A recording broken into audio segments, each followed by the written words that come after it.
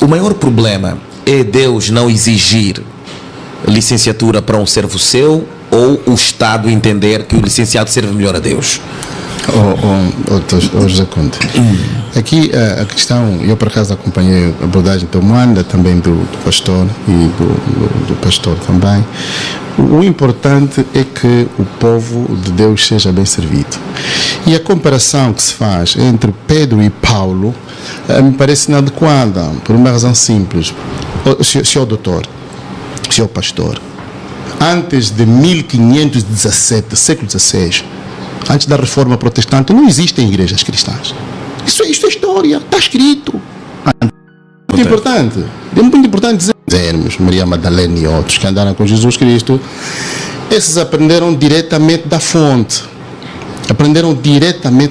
A fonte é Jesus Cristo, que criou efetivamente o apostolado, e os apóstolos caminham com Jesus Cristo e os apóstolos anunciam a mensagem. É muito importante dizer isso. A Sagrada Escritura foi escrita pelos hagiógrafos, os homens sagrados, inspirados por Deus, escreveram a Escritura. A Escritura não pode ser de interpretação particular. Não pode. Eu peço desculpa de dizer isso dessa forma. A Escritura não pode ser de interpretação particular. Não é assim que funciona. Depois, quer dizer, estamos num país em que cada um funda uma igreja aqui no prédio. Olha, eu acho isso, eu acho aquilo. Isso é uma confusão. Neste aspecto, nós temos que respeitar que tem que haver alguém que regula. E quem regula é o Estado. Eu estou de acordo com... Não se podem fechar igrejas, não é isso que estamos a dizer, doutor. Aqui temos que ter também o bom senso. Eu estou aqui diante de pastores, quer dizer, que têm as suas congregações, pertencem às suas igrejas, temos que ter o bom senso. Mas o Estado tem que dizer, não podemos estar num país onde qualquer pessoa que acorda, se sente inspirada, pega na Sagrada Escritura e agora eu tenho igreja. Quem é que determinou que você tem igreja? Quem é que disse isso? Está vendo, doutor? Eu penso que aqui é muito importante. E eu trouxe o Alcorão, muito rapidamente, já que estou com a palavra, eu trouxe o Sagrado Alcorão. O Sagrado Alcorão. E temos na sua introdução todo o estudo. Quem quiser pregar a palavra no Alcorão tem que estudar. Agora, o debate, eu entendo que o debate, doutor, e aqui é onde está o problema, que a lei aqui tem que ser clara. Quando nós estamos a falar de facto das igrejas cristãs. Senhor doutor, senhor pastor, antes de 1517, século XVI, antes da reforma protestante, não existem igrejas cristãs. Isso é história, está escrito. Antes da reforma, sim, as igrejas evangélicas. Antes de 1517, com a reforma do padre católico Martinho Lutero, que deixa a igreja católica, não há igrejas protestantes. Isso é histórico, não é? Isso é histórico. Portanto, Calvino e Zwinglio são pessoas que estudaram a teologia. A prevenção que tem que haver aqui é a seguinte. Eu aqui estou de acordo que o grande perigo que se corre nessa lei, na minha perspectiva, senhor doutor, senhor pastor, é o seguinte. Uma parte considerável das pessoas que trabalham nestas matérias são juristas, não são pastores. Este é o problema. Eu vou passar a palavra. Eu acho que o grande problema não é a discordância e nem a rejeição da formação teológica. Eu sou teólogo e sou professor de teologia. Não é? Não há rejeição da formação teológica. O problema ele vem em forma de lei, em forma de obrigação. Há necessidade de preparo de qualquer líder no exercício da sua função. Isso sim, a maior parte das religiões exige preparo dos seus líderes. Em quase todas as religiões. Inclusive as que estão, a meu ver, e aqui talvez seria falar sem bases, mesmo as que estão a ser atingidas ou sendo observadas, nas suas pequenas congregações, esses indivíduos também, dentro das suas lideranças, têm algumas exigências de formação. Não tanto quanto muitas das nossas igrejas, não as nossas religiões que são um pouco mais antigas. O ponto nosso na discussão é a forma em que a lei está escrita. A lei, na verdade, está a excluir a limitar a liberdade. A meu ver, portanto, se há uma limitação da liberdade, é liberdade? O grande problema está a maneira como a lei está escrita. a maneira como a lei foi promulgada, e o pastor disse, o doutor disse muito bem, são juristas que não têm isso. Por exemplo, deixa só introduzir aqui um pouco sobre a questão da própria teologia. Eu não gostaria de me focar na teologia, queria falar mais como cientista da religião do que teólogo. Mas eu vi a proposta da matriz curricular que o governo propõe, apresenta para a formação teológica. É muito complicado. Quando pensamos em formação teológica na perspectiva cristã protestante, nós temos no mínimo 4 linhas de pensamento. Eu vi a matriz curricular e observei que não foram considerados todos os especialistas que pensam o ensino teológico. São diversas linhas, alguns falam de 12, outros falam de 7. Mas o que a maior parte dos teólogos vão concordar no pensamento protestante são pelo menos 4, inclusive os católicos vão entrar. Não precisam de 7 anos como nós fazemos, não precisam de 8 anos, não é preciso isso. Exatamente. 3 anos são suficientes, pelo menos o meu entendimento. Isso. Né? Mas agora, eles monopolizar o diálogo. Isso, eles deveriam, na verdade, consultar isso. A meu ver, isto não é trabalho do Estado. Não é trabalho do Estado legislar nesse campo. A meu ver, o Estado está a se meter num campo que vai se dar mais trabalho. Numa das nossas conversas aqui, eu mencionei sobre a questão da criação de uma polícia religiosa. E eu fui reler novamente a proposta, e é de facto isso que estão a criar. A ideia é criar profissionais especialistas na fiscalização da religião, que vão andar por trás. Está aqui escrito, na verdade, isso aqui não é uma coisa da minha cabeça. Não é? Fiscalizadores que vão andar atrás para controlar e avaliar todos esses aspectos. Eu disse, desculpa-me lá, meu Deus, temos tanta coisa importante para tratar e lidar no país e criar uma espécie de fiscais da religião. O problema é algo que nós já falamos sobejamente aqui. Quando me dizem sobre a licenciatura em teologia, seria qual teologia?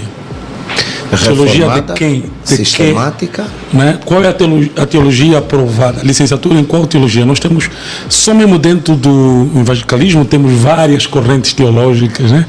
É arminiana, é o calvinista, quais? Nós deveríamos era deixar claro sobre o que se trata quando eles falam de teologia. Temos aqui o Alcorão, a teologia, né, do Corão é completamente diferente da teologia bíblica. E a proposta da matriz curricular não contempla esse aspecto. Sim, então a lei já começa a falhar. Ela é falha, ela é incompleta porque não tem, né? Qual teologia? Não é abrangente o suficiente? Não é específica? Não é abrangente. É uma lei de liberdade cristã e não de religiosa. Por exemplo, os afrocratas, muitos deles estão a construir ainda suas correntes, ok? E não é necessariamente uma teologia, pode ser até espiritualidade, porque alguns deles não têm Deus como tal, né? Adoram a natureza, digamos assim, é uma teologia da própria criação. Nosso Deus, Zambi, não é necessariamente uma pessoa. Tem muita coisa a ser construída. Como é que vamos tratar com esses, por exemplo? Ok? Depois vamos chegar nos aspectos, por exemplo, da igreja no Quintais. Eu conheço, né, religiões que não creem em templos, não são templários, eles até nos chamam de templários. Como é que lidamos com eles quando eles acreditam que não podemos estar fechados em 4 paredes? Então tem uma série de questões que eu penso que não é da competência do Estado. Qual seria a melhor forma do Estado e se admita a intervenção do Estado em algum momento? Qual seria a melhor forma do Estado ajudar a que não se proliferem? Tá bom. Como vamos lá. Se observa várias isso está muito mais perto das ditaduras, né? Acontece, por exemplo, em religiões, né? Na China. E China tem igrejas autorizadas pelo Estado. E essa autorização também passa por essas manobras, controle do que se vai falar, do que se deve falar, do que não pode falar, né? Temos nas ditaduras esses controles. Eu estive pregando na Rússia, existe esse em Cuba existe esse controle bem, né? Bem colocado. E tem os fiscais. Ok? Eu estive, por exemplo, pregando na Cuba 2 anos, né? Acompanhou? O motorista que nos estava a apoiar era alguém da secreta lá. Ele entrava sempre, filmava e tal. Nós não podíamos mudar a nossa mensagem. Ela é bíblica, é cristocêntrica, é evangelística e que Acontece o que acontecer, Deus nos cuide. Mas o que se devia fazer aqui, já que a questão é da liberdade de religião e culto, e estamos a lidar com a proliferação, qualquer pessoa que se levanta, né, acaba se dizendo pastor, e depois vem os crimes, ok? Vem as faltas, as falhas, mas a própria Constituição já lida com, digamos, com as medidas certas para cada crime, para cada falha. O que nós não temos, digamos assim, é essa fiscalização séria para lidar com os crimes que acontecem com o cidadão que se diz pastor, que se diz profeta, na congregação que ele diz ter. Acontece nas grandes liberdades, América, Estados Unidos. Você começa uma igreja na América, eles não vão lidar contigo com uma lei sobre igreja. Vão vir lidar contigo com a questão da administração local. Será que essa sala que você está a cultuar tem condições? Segurança de incêndio, portas de saída, né? A primeira vez que eu fui para os Estados Unidos pregar, eu fui para uma igreja que estava lá de escritórios, né? De uma sala que eles adaptaram para o culto, e eles tinham apenas recomendações: durante a semana, no horário de trabalho vocês não podem cultuar, porque tem os vizinhos aqui, escritórios, né? Você não pode incomodar. Sábados estão livres, domingo também, e eles vão lidar com questões de incêndio, segurança, todas essas questões. Agora, sobre o que você vai ensinar, né, desde que não periga a vida humana, isso é consigo, não tem essa obrigatoriedade. Então nós deveríamos ter também um estudo comparativo. Qual nação faz isso? Quais nações fazem isso? Como é que se policiam? Como é que é em Portugal? Como é que é na Inglaterra? Nós não podemos criar algo só nosso e achar que vai dar certo. Primeiro, porque nós não temos instrumento suficiente para controlar tudo isso. O outro problema é que nós estamos a criar uma lei à medida de Luanda. E eu repeti várias vezes isso, porque nas outras províncias do nosso país isso vai ser brutal. Primeiro porque lá o pessoal, quando lê uma lei, né, aprovada, eles levam no extremo. Em Luanda ainda as polícias vão conversar, vão discutir, a pessoa que é também um pouco mais entendida, lá só vão fechar. Lá não vão esperar 3 anos para o pastor fazer teologia, só vão fechar. Pastor, o documento está onde? Então estamos aqui mais numa espécie de ditadura, um recuo estranho. Então eu acredito que, como disse o doutor Paquis, juristas trabalharam sem teólogos, sem analisar tudo, sem os mestres em teologia, história de religião. Até os sociólogos, se fosse, deveria-se conversar e ver como é que vamos fazer. Nós estamos ainda na luta da alfabetização do nosso povo, mano. Não temos pessoas que não sabem ler na nação, e não são só crianças. Então, você vai exigir um pastor, teólogo, um PhD para uma população que sequer até sabe ler, não tem leitura. Aí, o pastor, o missionário que é enviado, ele é pastor, ele é o alfabetizador, é o professor ao mesmo tempo. E depois vamos entrar na questão dos locais de culto. Numa aldeia onde as escolas debaixo da árvore, você vai exigir. Então, tem muita coisa aqui na lei. Não sei se a aplicação é de quanto tempo, ok? O que é que sonhamos se temos um projeto de nação que inclui que, enquanto a nação cresça, a economia cresça, a educação cresça, a igreja também cresça. Mas se isso for de aplicação imediata, é uma loucura, né? Eu penso que vou ler o artigo 31º e depois eu vou emitir a minha opinião. O artigo 31º da lei diz o seguinte: a qualidade do ministro de culto é certificada pelos órgãos legítimos da respectiva confissão ou da comunidade religiosa, devendo esta fazer prova junto da entidade pública competente da formação teológica superior, evidentemente, ou seja, devidamente homologada pela entidade de certificação dos estudos em Angola. Neste caso é o INAR. Yes. Como? Neste caso é o INAR. Da educação não? Não, da educação não. É o INARES. É o INARES. É o INARES. Então, qual é o conteúdo programático que foi feito? Se uma lei deve ser justa, igualitária para todos, e aqui nós encontramos que o cristianismo tem várias correntes. Eu acredito que um pentecostal batizado no Espírito, que crê na unção, dificilmente ele vai ir para uma escola teológica da Metodista, para a Universidade Metodista. Hoje até já vai, né? Uns vão, outros não. Mais flexível agora, né? Muito mais. Primeira coisa, as correntes teológicas já entram em causa neste artigo. neste artigo. O que é a minha sugestão? Eu podia dizer o seguinte, que a lei anterior, quando ele fala dos requisitos do ministro do culto, é muito mais prudente e mais abrangente do que esta.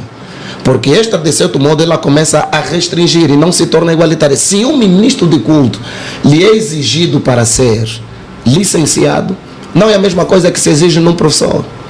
Todos exercem a mesma função, na perspectiva moral, que é ensinar, educar o indivíduo. Por que ela não se torna abrangente e eficaz para todos? Só o ministro de culto é que deve fazer o superior de teologia. É sobre bolsa, é a escola que vai pagar, é o indivíduo que vai pagar. E os estudos teológicos levam tempo, são investimentos. Ele leva tempo de investigação.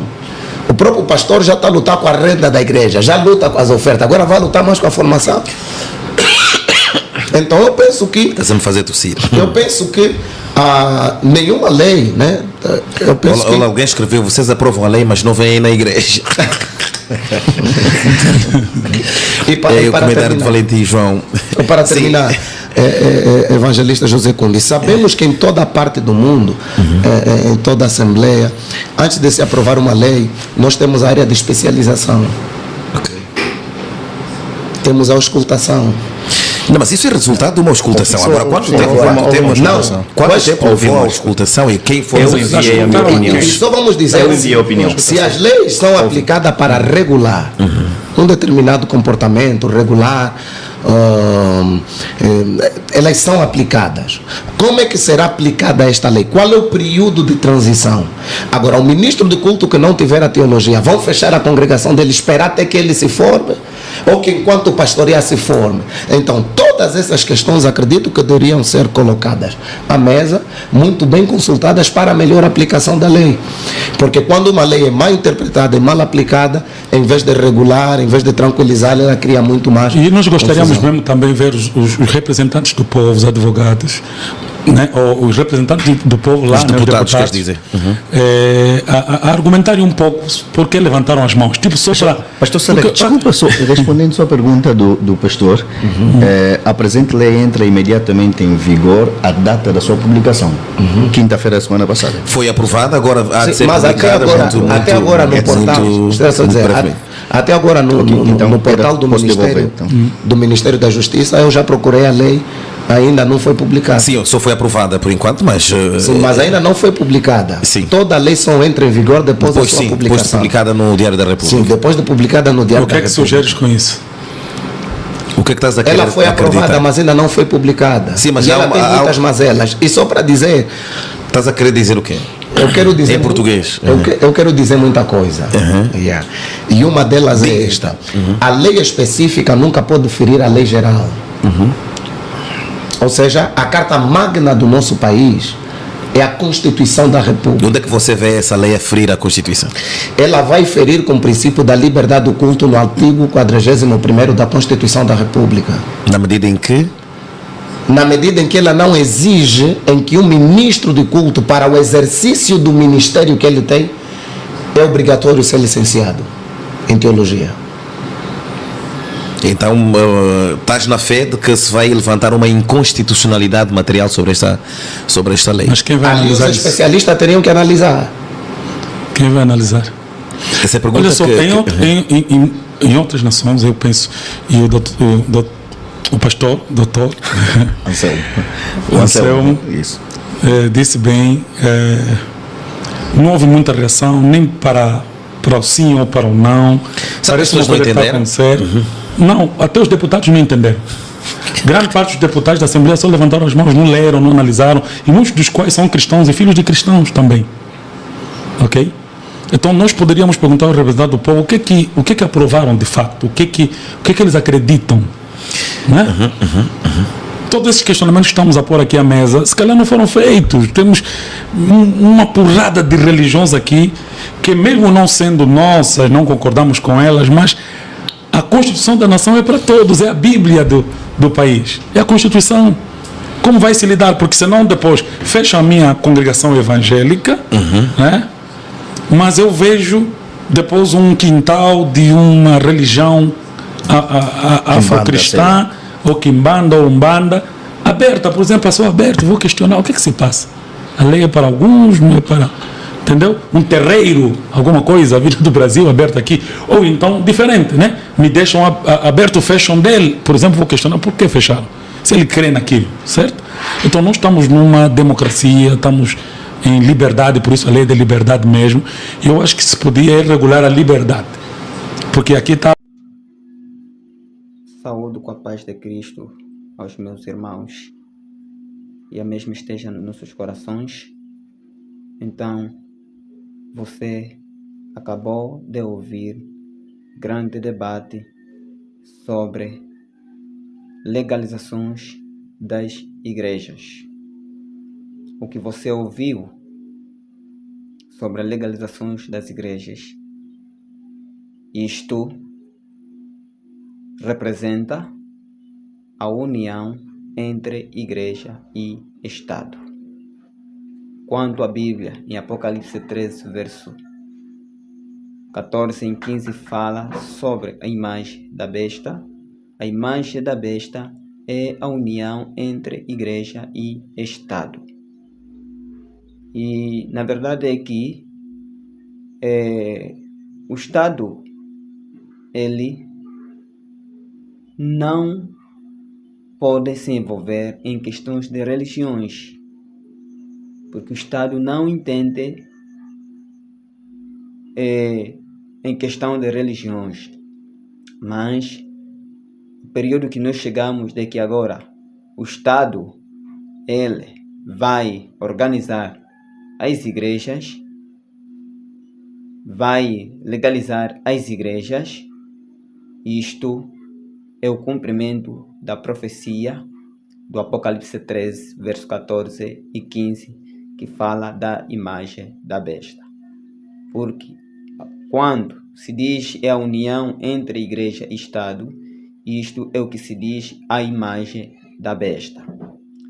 Porque nós agora estamos neste período que a imagem da besta é as igrejas protestantes unidas com o Estado, promovendo a falsa liberdade religiosa, e a falsa liberdade religiosa é a união da igreja e o Estado.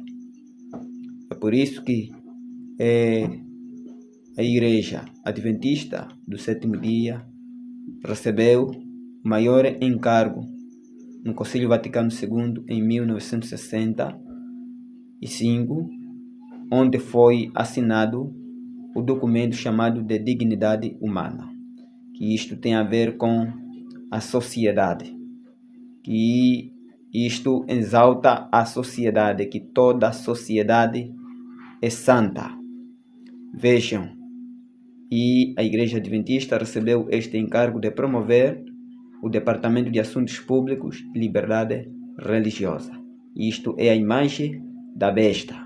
Por isso chegamos no período da imagem da besta, período da perseguição, a volta da supremacia papal com a imagem da besta. Por isso, a imagem da besta, ela é a repetição daquilo que a besta já fez no ano 538 até 1798. Então, ela é a cópia. E é por isso que todas as perseguições que agora são realizadas nestes últimos dias, tudo é feito pela imagem da besta. E sabemos que a imagem da besta é todas as igrejas protestantes unidas com o Estado, promovendo a falsa liberdade religiosa. Liberdade e religião de culto, isto é a perseguição, é a imagem da besta, é a união entre igreja e Estado. Por isso chegamos no momento final da perseguição. E é por isso que agora tudo vai se cumprir. Com a Idade Média foi o tribunal que condenou os protestantes.